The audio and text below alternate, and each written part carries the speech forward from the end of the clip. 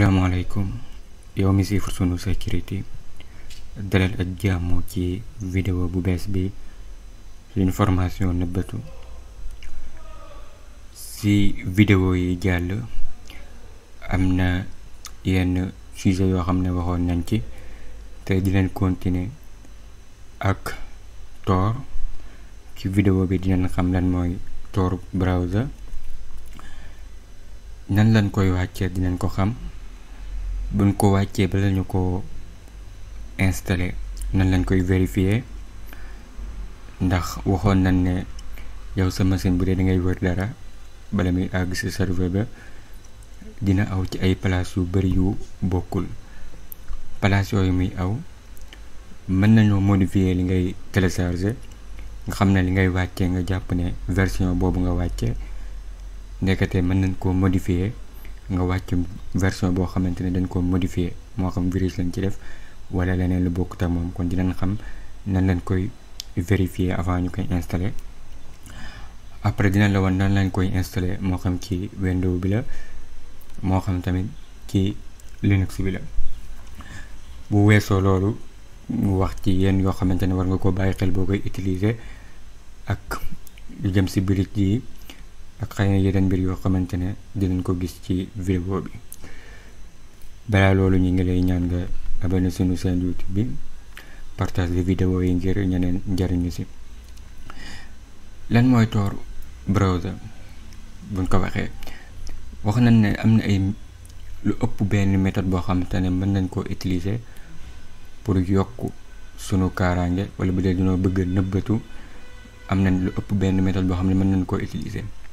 bi ci gën a yomb bi nga xamante ne laajut yenn coono yi mooy utiliser Tor browser.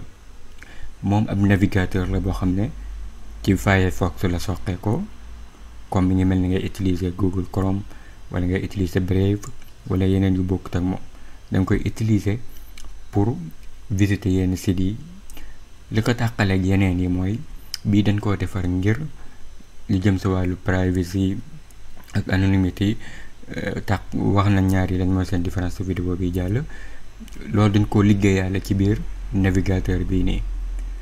waxoon nañ tamit ne boo koy utiliser ne Tor browser bi ni utiliser ab jumtukaay la pour dugg ci Tor network. xamante ne booy wër dara day aw ci ñetti place yoo xamante ne bokkuñu bala moo àgg fam jëm. kon nan lañ koy télécharger dinañ wax nan lañ koy télécharger ci sunu système Windows. balaa loolu dañuy njëkk a dem xool ne fii mooy site officiel bi nga xamante ne fi leen koy télécharger, muy torproject.org/download. bu dee ngaa nekk foo xamante ne mënoo dugg ci site bi mën ngaa xool yeneen alternative. mën ngaa jël comme exemple EFF, seen kii bi mën nga ko jël noo héberger fii nii pour nga mën koo télécharger. mën nga ko fee awee tor.eff.org wala bu Calixi bi, wala am nga beneen jumtukaay tamit bu dee bu officiel bi doxul, mooy nga bind benn message par email envoyé get tor@torproject.org nga bind baat bii nii ci message bi rek. bu dee Windows S mooy dama soxla version Tor espagnol bi pour ñu envoyé la ko nga mën ko see télécharger, wala Windows FR bu dee français, IN bu dee anglais. naka noonu bu dee Linux tamit nga bind système bi nga xam ne moom ngay utiliser ak làkk bi nga xam ne moom nga ko soxla. mën nga koo awee tamit Telegram, mën ngaa utiliser Telegram boot bi. boo ko utiliser tamit danga ko fa mën a awee pour télécharger ko. bu ñu duggee ci site officiel bi dañuy dem ci sunu Windows xool.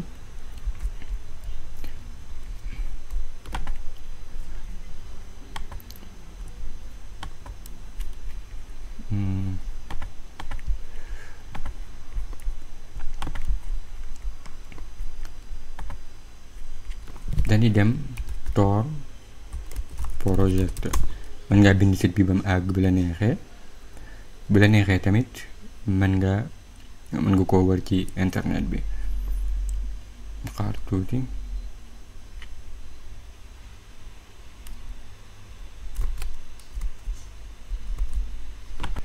ginnaaw boo duggee ci site bi léegi lañ njëkk a def mooy dañuy télécharger version bi ñu soxla Windows da ngay cliquer mi ngi télécharger boo eggee ci kii bi la jëm dossier boobu ñu bind téléchargement fa la jëm ñan dëpp muy télécharger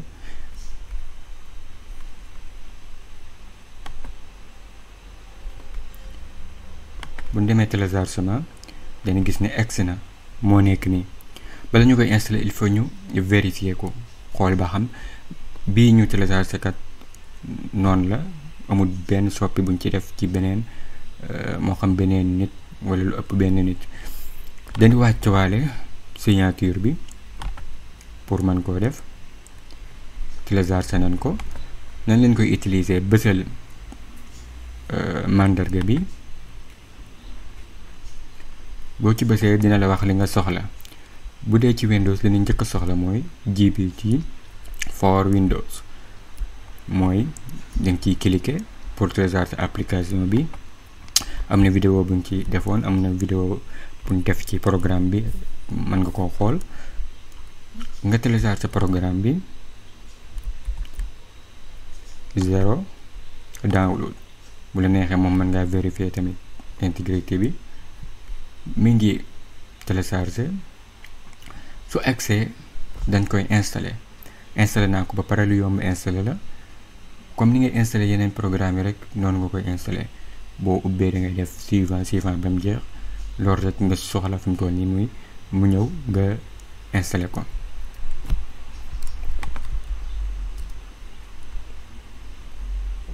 moo nekk ni da ngay def clic double clic def oui programme bi moo nekk nii di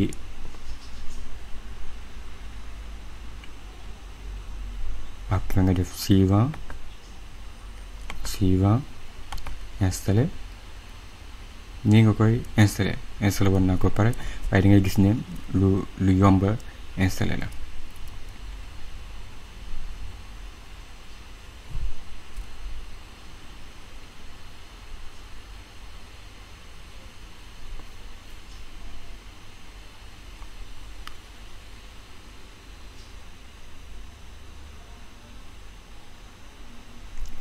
suivant ci nga koy ubbi installé nga ko ba pare kon dañuy vérifier ba xam liñ téléchargé normal na wala déet nan ngay defaat li ngay njëkk a def mooy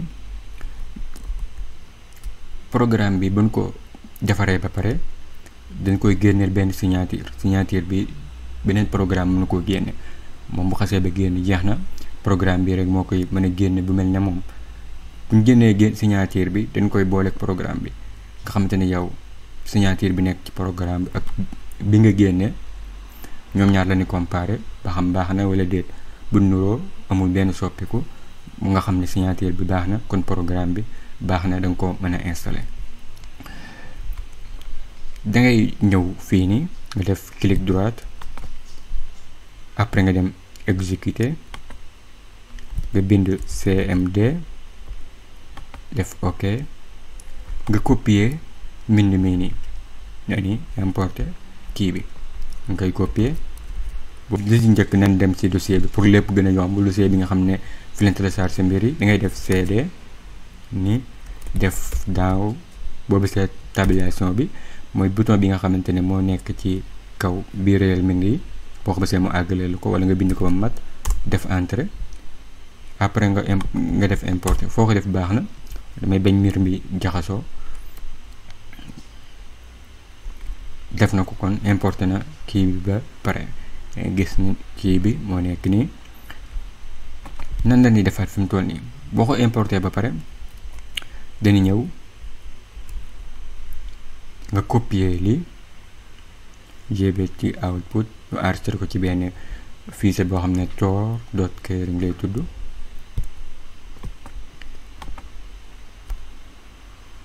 copier nga ko ñu dem ci CMD bi nga coller ko fi copier entrée suñ defee diir day wane fi mu toll nii bii ñu téléchargé woon moo ci nekk, Tor bii ñii setup bi ak signature bi, ak bi nga xamante ne génne nañ ko léegi bi Tor keyring bi. nan la ñuy def léegi dañuy dem xool ba xam def vérification bi. bu dee ci Windows da ngay ñëw copier lii, copier ba Tor keyring fii nii, wala nga bind ko bi la si dàqar rek.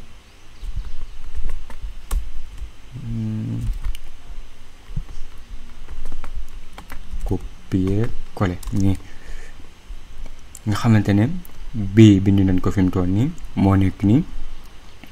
léegi dañuy bind ñaari si des, da ngay bind Tor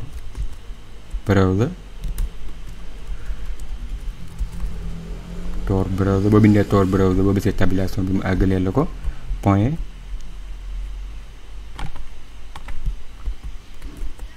ASC signature bi. après ñu jël programme bi Tor browser muy setup bi. boo bindee lii bam àgg muy ligne bi ngay def entrée nga xaar. da ngay gis ne boo defee entrée mu def li muy def, da ngay gis mu bindal la bonne signature de Tor, wax la programme bi nga téléchargé kat baax na. léegi kon nan ngay def, dañuy dem installer ko. nan lañ ko installer, dañuy ñëw ubbi programme bi moo nekk ni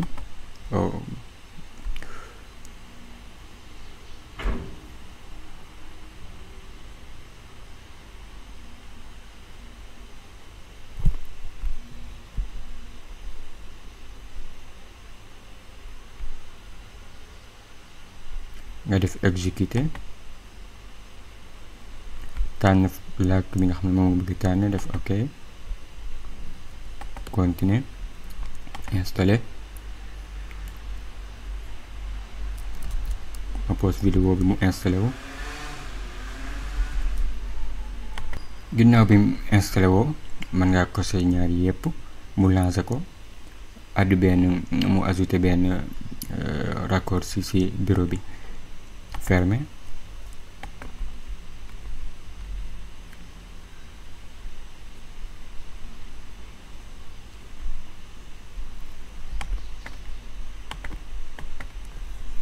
ñu xaar mu ubbi programme bi. fi mu toll nii mi ngi dox. léegi Tor bi moo nekk nii, ex na nii lay mel. man ngaa def toujours sa connecté automatique, automatiquement def sa connecté.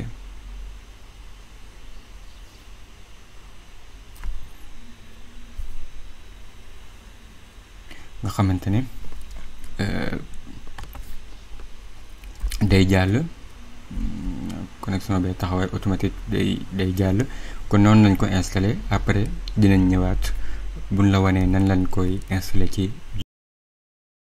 buñ la wanee nan nga koy installé ci Windows bi. bu dee ci sa application Android def nañ ci benn vidéo du jar ñu ci guddalaat. automatique mën ngaa dem Google Play Store wala F-Droid nga téléchargé ko fa, nga xam ne boo fa demee automatique da nga gis programme bi.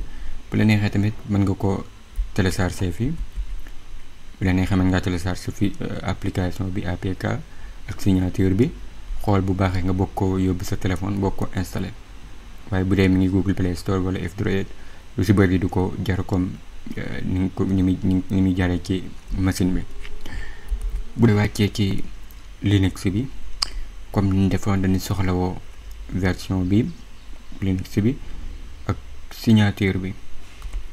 suñ demee sunu terminal damay dem download git benn dossier bi ma bëgg mu dem fa, ma créer benn dossier Tor, dugg ci Tor wàcce ko fa. léegi damay wàcce, dama koy wàcce version Linux bi. su accès tamit damay soxla woo wàcce signature bi, clic droit copier ko.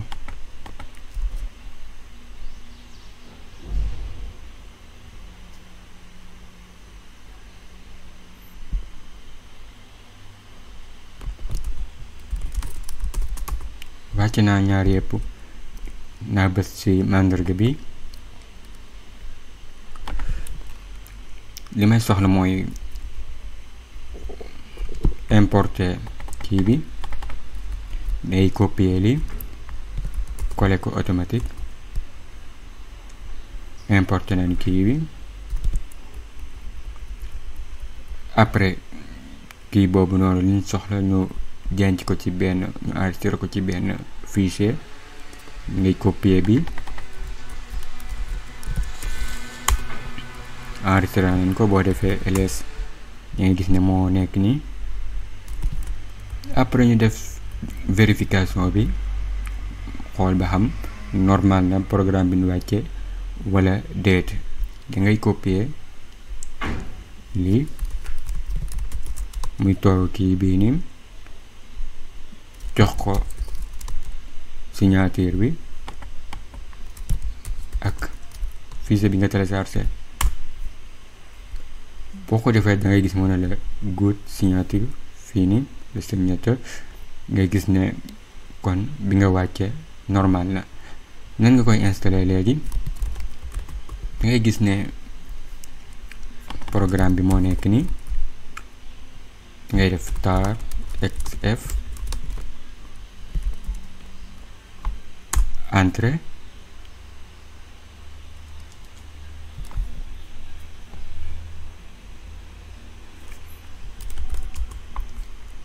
gi archive bi dindi na ko. nga dugg ci dossier bi, suñ defee ls man ngaa démarrer programme bi. ngay def ./start tor browse desktop. nga gis ne mi ngi koy tijji, moo nekk nii. su la neexee mën nga ko pin wala nga toxal dossier bi ci dossier opt wala feneen fu la neex, wala nga bàyyi ko fi. léegi mën ngaa cliquer always connect automatically, bës connect.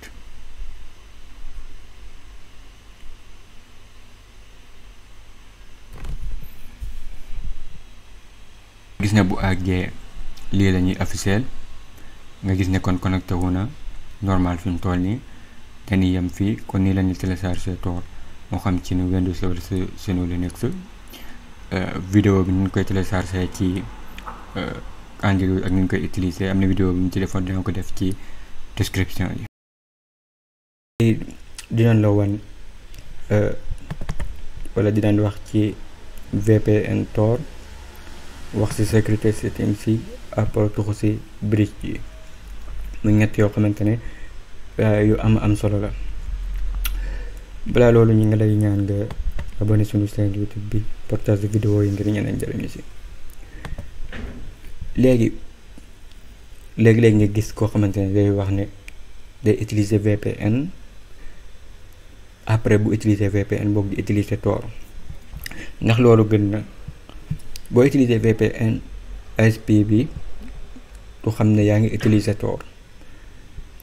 solution la ngir boo nekkee, wala benn la solution yi ngir boo nekkee foo xamante ne comme dañ faa boole ko Tor, mën ngaa utiliser comme VPN boo cee teg Tor nga xamante ne waaye jàppal ne VPN bi comme genre ISP la rek.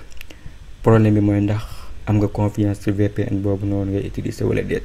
foofu la problème bi nekkee. bu dul loolu mën naa bañ a gën, comme boo ko utiliser te xamoo li ngay def, comme li nga doon sàkku muy privacy ak anonymity bi nga doon sàkku, mën ngaa tase yenn configuration yoo xamante ne mën naa wàññi loolu nga doon sàkku. moo tax boo koy utiliser ne nekk ñàkkal pexe rek, ñàkkal pexe. bu dul loolu am na yeneen alternative yoo xamante ni ñooy gën nga utiliser comme VPN Tor wala Tor or VPN. bu dee di jëm ci sécurité settings yi nag ci Tor, ginnaaw bi ñu ko installé moo nekk ni li ñu njëkk a def mooy tester ko. léegi dangay gis ne fenêtre bi nii lay toll, gënul nga koy rëyal.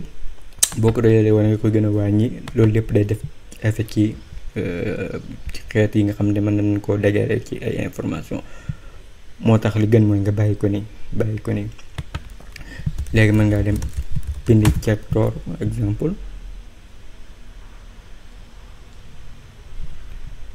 ñu dugg ci site bi dangay gis na danaan la lii mooy sa IP adresse yaa ngi connecté ak Tor.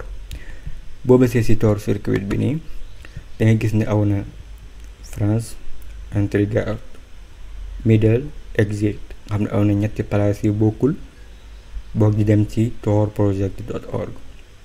bu dee dangaa soxla circuit bu bees mën ngaa bës new Tor circuit fii mu sansel la ko tànn ñett yoo xam ne automatique la mën ngaa bësaat bu dee dangaa teseeg boo xamante ne neexu la mën nga koo bës.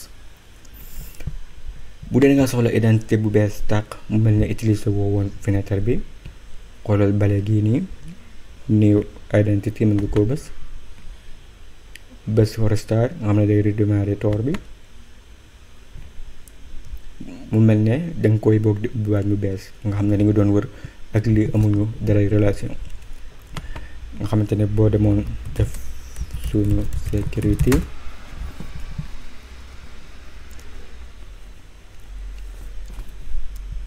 boo bësee da ngay gis ne am na ñett yu bokkul gaaru bi léegi mën ne bañ a changer lu bari pour aar la ci yenn attaques yi waaye bu dul loolu mën nga ko forcer pour changer ko wala boo xamee kii mën ngaa forcer yenn exit not lay tànn wala déet. kon loolu mën a wër comme ni ñu ko gisee woon day aw ci ñetti bërëb boog di àgg. léegi mën ngaa nekk foo xamante ne Tor bi ngay connecté ci Tor lañ koy bloqué mën nga am accès waaye boo téléchargé Tor boo bëgg a connecté bu day bañ. bu boobaa am na lu ñu utiliser lu ñuy wax bridge léegi sax automatique lay doon waaye mën ngaa xam nan lañ koy utiliser. dangay bës ci ñett yii nii nga dem settings dem connection dangay gis bridge mën nga koo utiliser nga xamante ne bu boobaa day manipuler trafic bi def ko noo xamante ne day mel ne du Tor comme yenn yi nga xamante ne ñooy traquer di filtrer di jàpp repository yi du ko mën a gis. boo ñëwee fii mën ngaa def use current bridges activé wu bu boobaa dalay jox ay bridge ci fii nii nga xamante ne buy connecté wu day utiliser bridge. am nga fii select a built-in bridge bu la neexee mën ngaa tànn ban xeeti bridge nga bëgg nga xam te bu ne am na lu koy ràññale mën ngaa lire fii waaye bokk na si ëpp nga xam te dañ ko utiliser si yenn gox yi muy Mic Azure waaye ne la leer na boo ko utiliser connexion bi mën naa gën a yéex. mën nga wax choisir exemple da ngay gis ne changé na bridge bi. léegi mën ngaa bañ a am accès comme ça bii nii ñu jox la bridge bu boobaa nan ngay def am nga request fii mën ngaa def request pour ñu jox la bridge yu bees.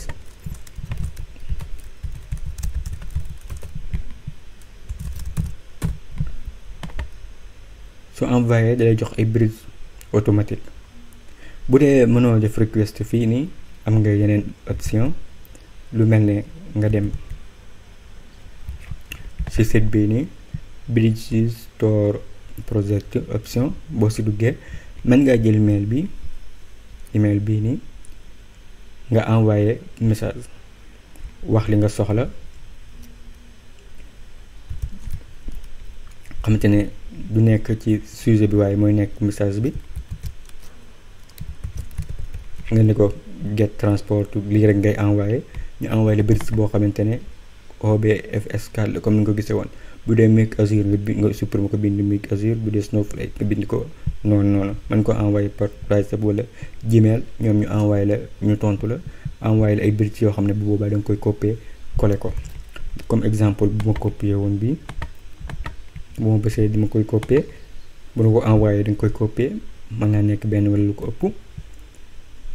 bu boobaa da ngay ñëw ajouter manuellement nga coller ko fi yi la envoyé yëpp def ok automatique mu ajouter ko bu boobaa da nga ko mën a utiliser. kon nii leen di jaay censorship Tor network. leneen li nga xam ne war nañ koo bàyyi xel mooy security settings yi, muy bii nii boo bësee term settings am nga ñett, muy standard, am nga saver ak safest, moo xam te ne ay level la ci wàllu sécurité bi. Standard boo ko defee boo duggee ci benn site lépp day dox normal, script yeeg image yeeg lépp day dox normal. waaye boo defee save boo ko tànnee am na yoo xam ne da koy bloqué, comme javascript bi si site yi nga xam te ne utiliser wuñ HTTPS da koy bloqué, audio vidéo automatique yi da koy bloqué ak yeneen. bu dee savest moom script yi javascript yi yëpp da koy bloqué. moom mooy niveau bi gën a kawe, mooy gën a wóor tamit. wante problème bi léegi mooy boo duggee ci yenn sites yi ak savest mën naa bañ a jox normal, bu boobaa mën ngaa utiliser save. lu mu bon utiliser bi bañ a utiliser standard. am na loo xam ne jar naa bàyyi xel, wax nañ ne Tor browser moo gën a simple ci yi nga xam ne mën nga koo utiliser. ay li tax léegi ñu wut yeneen option mooy yow sa machine ci boppam mën naa am ay virus ci biir, mën naa am ay malware, mën naa am ay problème. ndax Tor browser application la rek boo xamante ne yow da nga koy utiliser moo gën a yomb ci mbir yi. nga xam ne programme la, yow sa système mën naa am ay virus ak yeneen yoo xamante ne mën naa wàññi wala mu xëtt li nga xam ne moom ngay wër, moo xam ci privacy la wala si anonymité. lu jar a bàyyi xel la, moo tax léegi day jar nga wut yeneen option. waaye bi gën a simple boo xam ne ñëpp mën nañ koo utiliser fi mu toll nii mooy Tor browser. am na site yoo xam ne nag mën nañ koo bloquer, ñu essayer def seen point comme exemple ba xam dina demam déet. am na site yoo xam ne comme ni ñu ko waxee woon ci vidéo yi mën naa bloquer bu dee da ngay utiliser réseau Tor ngir moo xam sabab bu tax.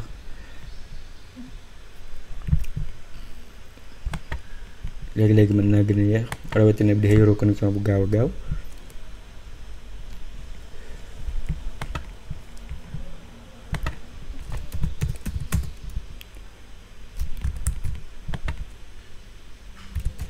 boo waree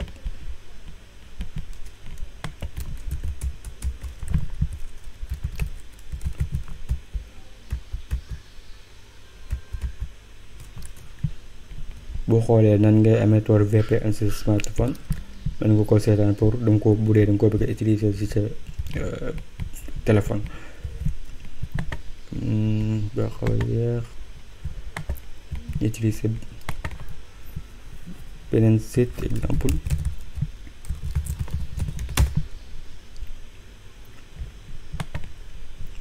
ñu wër mën nga ko ñu dindi compirci bi pour mu gën a kii, pour mu gën a gaaw, ndax fi nekk bloqué wu ko fi mu toll nii. comme mën nga utiliser bu dee nga utiliser yeneen site li gën bul ci dugal sa compte, kon demal nga ubbi compte bu bees wala leen lu mel noonu, ndax amul njariñ comme compte bi nga daan utiliser léegi sa identité lépp nekk ci nga utiliser Tor pour nëbb sa bopp, boobu amul njariñ. boo ñëwee fi site bu am onion, waxoon na ne hidden service ci vidéo yi jàll, mën nga koo bës pour mu jox la hidden service.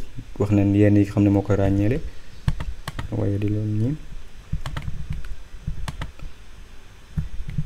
ñu gis ne bu boobaa hidden service moo nekk nii. nga créé compte bu bees wala leneen du mel ne moom. bu dee fii Sénégal da ngay gis ne da lay laaj pour nga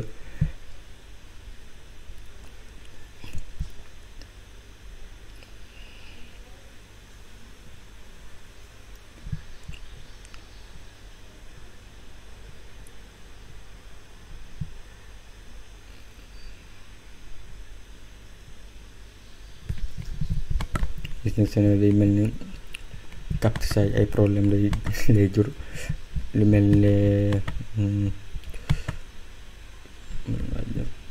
essayer def standard ba xam